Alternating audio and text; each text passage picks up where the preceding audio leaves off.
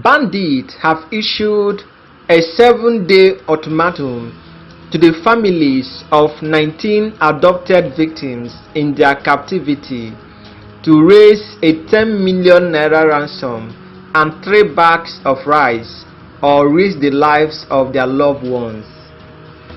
City and Crime have reported that bandits 3 weeks ago invaded Kudiri village in Kagako local government area of Kaduna State and whisked away 23 residents, but 4 among them escaped last week.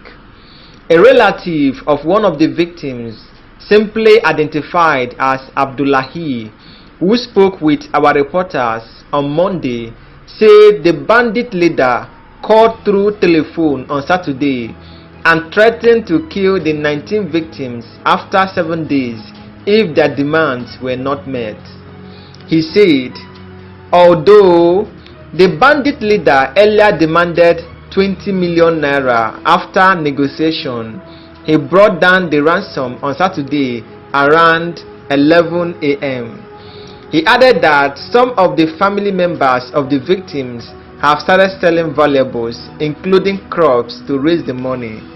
There was no response from the spokesman of the Kaduna State Police Command on the development. Meanwhile, not long ago, one of the correspondents of the news agency of Nigeria, NAN, was abducted by unknown gunmen in Abuja. The correspondent had boarded their vehicle at the Federal Secretariat on the way home after an assignment on the fateful day. The fear-striking reporter, who is yet to recover from the trauma and has become generally afraid of everyone around her, tells the story.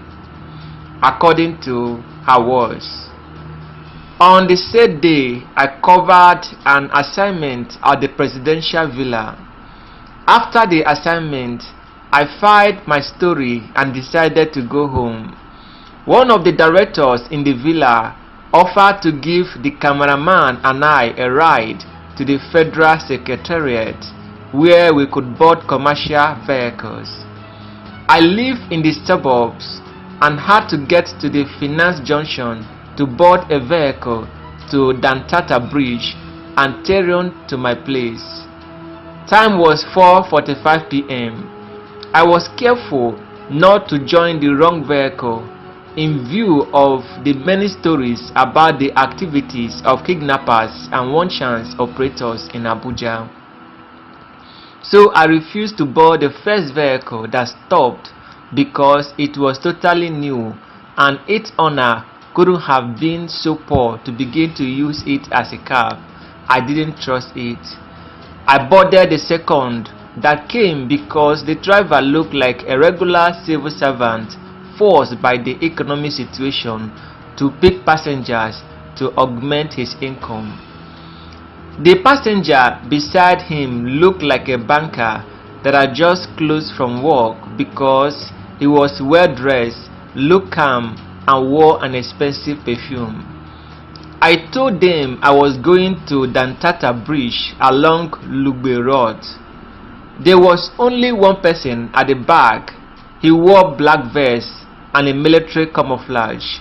He was just playing with his phone. When we moved from the Finance Junction, we stopped at the Bolunga Junction near NAN headquarters, where there were many others waiting for vehicles to go to Lugbe. A lady peeped and said she was going to Lugbe. The driver told her to pay 400 naira. She offered to pay 200, but when they were discussing, the man seated beside me shouted on the driver and threatened to leave if the vehicle did not move. He ordered the lady to close the door. The driver quickly moved and started speeding. At this point, I was uncomfortable. I became afraid and told them I wanted to go down. I told them I had forgotten something and wanted to go back to pick it. That was when they swung into action. The front seat passenger quickly adjusted his seatbelt and pressed it down to block me from attempting to go out, while the man beside me brought out his gun, pinned it on my forehead, and ordered me to close my eyes. He pressed me down to his laps and ordered me to cooperate with them, otherwise they would kill me. They blindfolded me and said they would waste me if I didn't behave well. They asked me where I live, and I told them. They warned me against lying to them. At that time, I just started praying inside me. My body was shaking. I was dazed and confused. I started begging them not to harm me. They ransacked my bag and took everything. They took over 375,000 naira a colleague gave me to help buy a gadget. They took my wristwatch and GTB ATM card.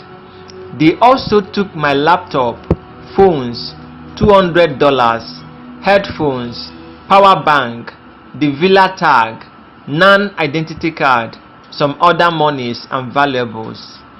They said they had been trailing me from the villa and were aware that I was from the particular assignment. I told them I am just one of the reporters deployed by NAN to cover the villa. They said I should call my family to bring 13 million naira while I should bring 5 million naira. I was so confused, so scared. I told them I am just a poor reporter and had nothing and no one. They scrolled through my phones and said I should call my contacts to bring money. I told them I only visit those people to pray for them. They asked if I am ready to change my faith. I told them I would not. They said even at gunpoint, I said yes. They asked me what bloody civilians knew about security to even organize any seminar about it. They told me they were not one-chance operators. They said they were soldiers, with the two in front already dismissed from the service, while the one beside me was still in service and currently in Abuja. Those dismissed said they were kicked out in Sokoto and had to come to Abuja for the army general that sacked them, but did not meet him in his house. At that point, the journalist in me was curious to know why they were dismissed, but I couldn't have asked them that crazy question. They said they were forced into criminality because of the situation in the country and that Nigeria had turned them into criminals. They tied my legs and said they would take me to Sokoto. They were discussing among themselves whether to throw me out of the speeding vehicle. They said they picked me because they thought I had money, and added that they wouldn't have picked me if they knew I had nothing. I told them there was no money where I work. They showed me an Indian ring, saying that they could press on me and I would lose my memory. Inside me, I kept praying while begging them not to harm me. They collected the pin of the GTB ATM card and withdrew everything. They took money that evening and continued in the morning of the next day as I was too traumatized to get GTB to block the account. They took a total of 505,000 naira from the account. I was just sweating and suck up.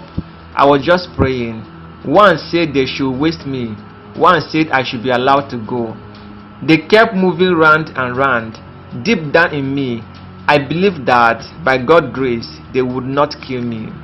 After going to the ATM where they took the money, they said they would not kill me because of two reasons: my confidence in God and the fact that I did not betray or deny Him even at gunpoint, and the fact that I pray for people.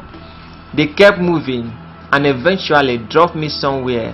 I think it was past 8:50 p.m. or so. I still don't know which part of Abuja that is. After I left the vehicle, the driver, who appeared to be their commander, called me and gave me my villa tag and the techno phone. I tried to use it to call my boss in the office, but the phone was not working. I don't know what they did to it. It appeared to have been deactivated. It was after I was able to get some people to reset it that I was able to put call through. I still feel so scared. I still feel so afraid of everyone and everything. But I thank God that they did not kill me. I find it difficult to trust anything and anyone around me.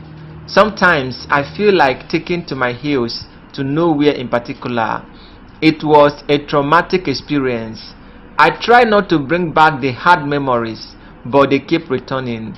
It was a bad experience, really, but I thank God that they did not kill me, she stated.